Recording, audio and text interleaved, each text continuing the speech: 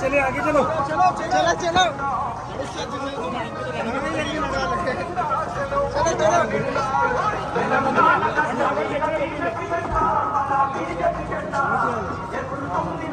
स्वागतम सुस्वागतम भारतीय जनता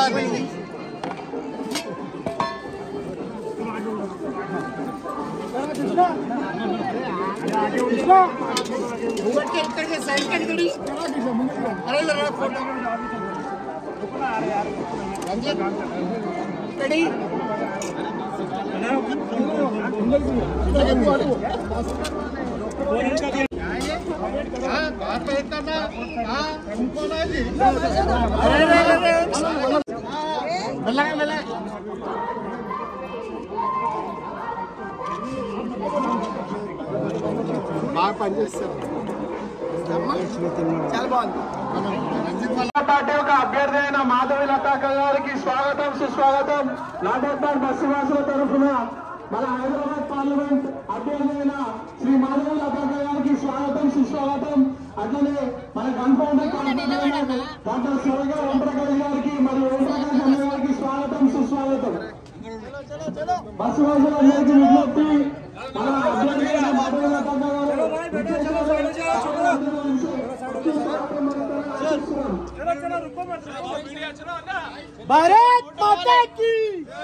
भारत माता की जय श्री राम जय श्री राम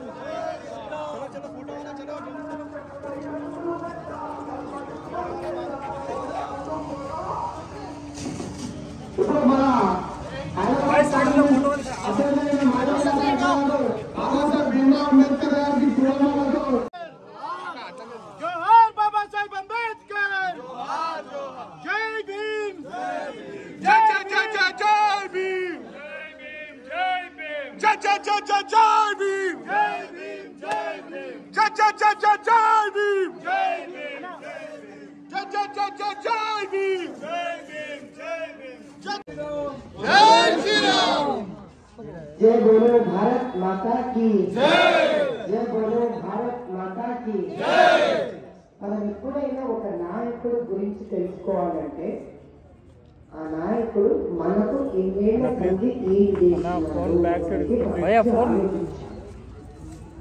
ఎవరో ఏదో అన్నారని పక్కన పట్టుకోకూడదు. ఎందుకంటే మన మదేళ్ల సంధి మన కోసం పనిచేస్తుంది.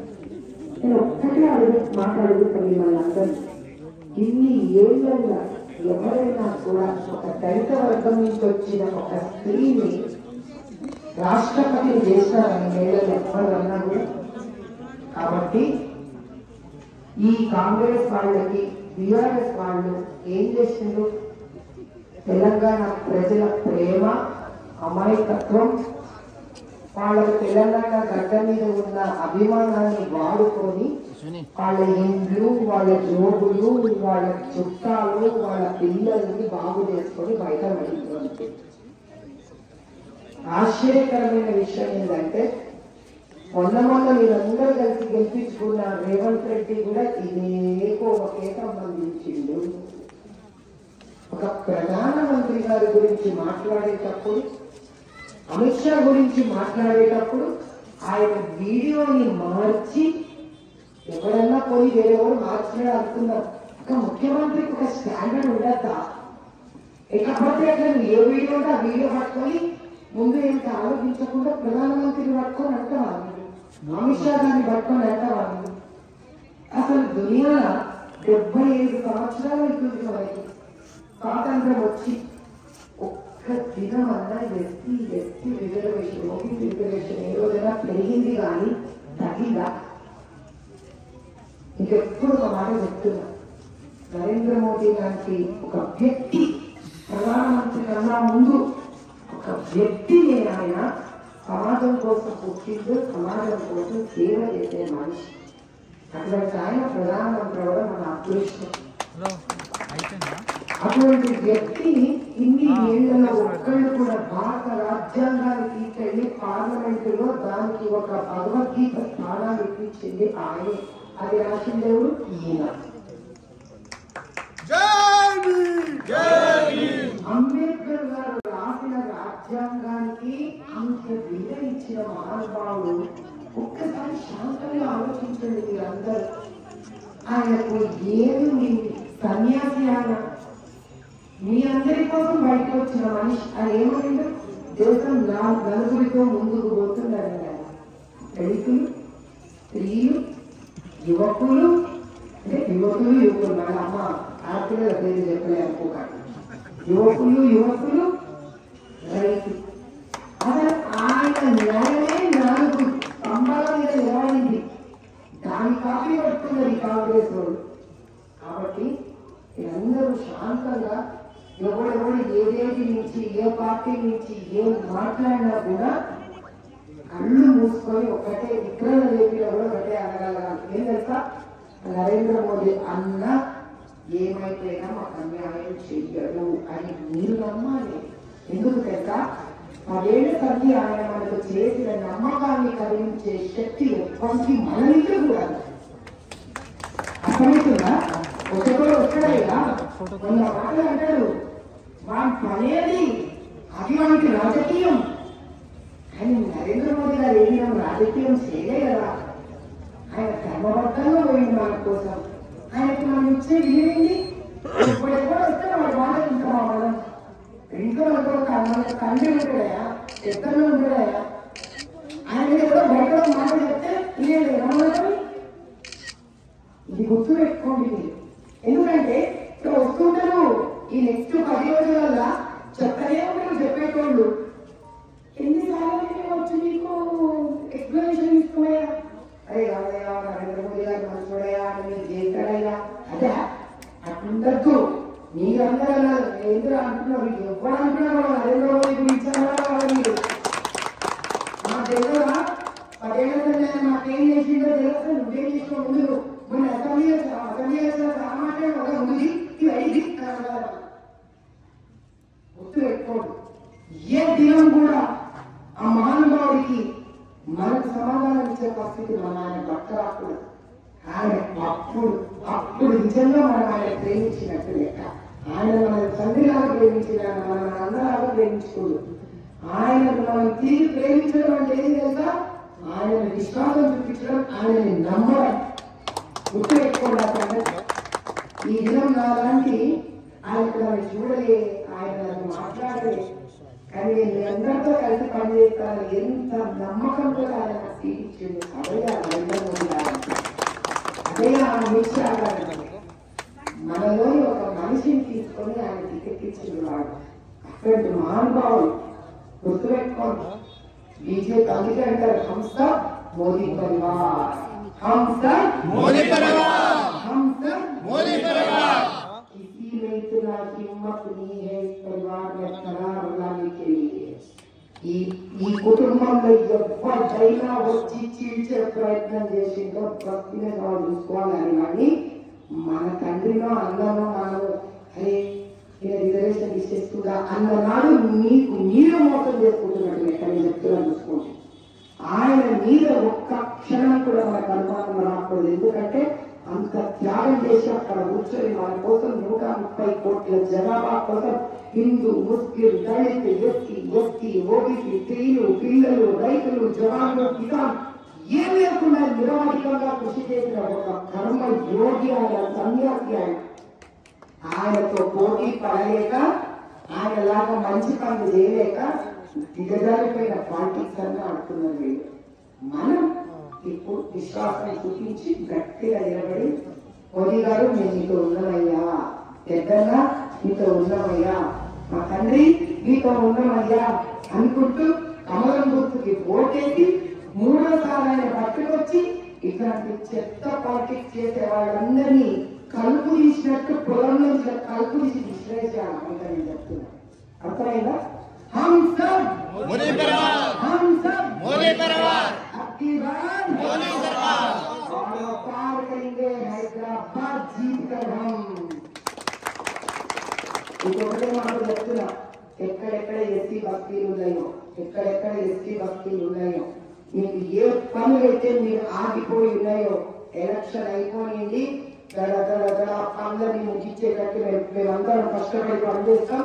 అది ఇతర గవర్నమెంట్ అయినా సరే, సెంట్రల్ గవర్నమెంట్ అయినా సరే, ఏ పని ఆగినా ఎవరి పని ఆగినా ఈసారి ఊరుకోలేదు లేదు.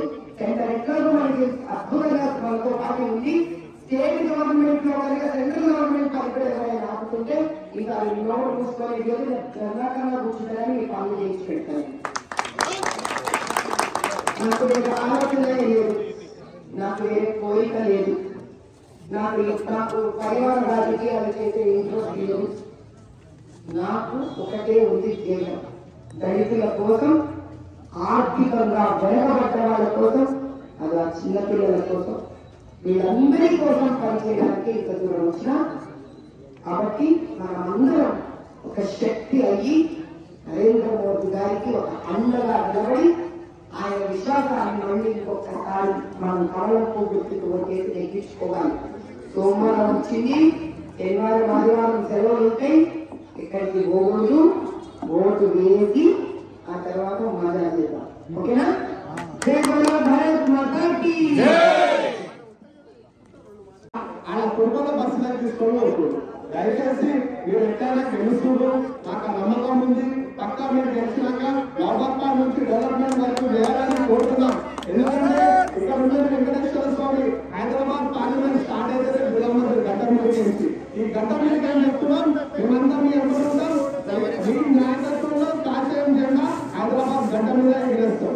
జై శ్రీరామ్, జై శ్రీరామ్, జై శ్రీరామ్, జై శ్రీరామ్.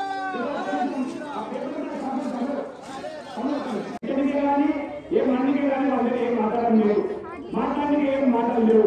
ఏమంటారంటే రిజర్వేషన్లు తీసేస్తాడు అని మాట్లాడతారు. సోదరులా, ఇవన్నీ దొంగ మాటలు నమ్మద్దు. నరేంద్ర మోడీ 10 ఏళ్ల నుంచి రిజర్వేషన్లు తీసేశాడా ఒకసారి మీరు ఆలోచించండి. కేవలము నరేంద్ర మోడీకి చెప్పడానికి వ్యతిరేకంగా ఏమీ లేవు కాబట్టి రిజర్వేషన్లు తీసేస్తామని చెప్పి దొంగ మాటలు చెప్తుండ్రు ఈ ముఖ్యమంత్రి అయినా ఇంకెవరైనా. కాబట్టి నమ్మద్దు ఈ మాటలన్నీ. ఖచ్చితంగా ఈ ఊరికి ఉన్నంత వరకు, ఈ దేశంలో భారతీయ జనతా పార్టీ ఉన్నంత వరకు అటు సూర్యుడు వచ్చిన రిజర్వేషన్లను ముట్టుకునే దమ్ము ధైర్యం ఎవరికి ఉండదు, ఉండదు, ఉండదు. అట్లా మాట్లాడతారు.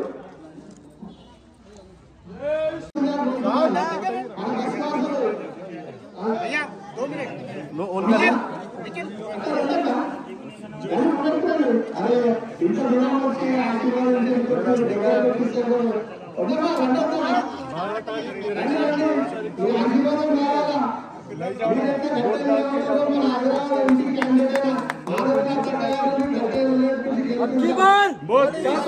अब की बार 400 पार हिंदी बनो, कांग्रेस सपोर्टर में हिंदू बनो, कट्टर हिंदू बनो। अन्ना 12 तारीख 13 तारीख 14 तारीख मेरे को फॉरेन ट्रिप फ्री है, मैं नहीं जा रहा हूँ। अपने वो बीजेपी को वोट डालने का है, वोट डाल के ही कहीं जाने का है। हैदराबाद को भाग्यनगर बनाना है, 100% बनाना है। बीजेपी को जिताना है, हक्का को जिताना है, मोदी जी को जिताने का है। भारत माता की जय, भारत माता की जय, भारत माता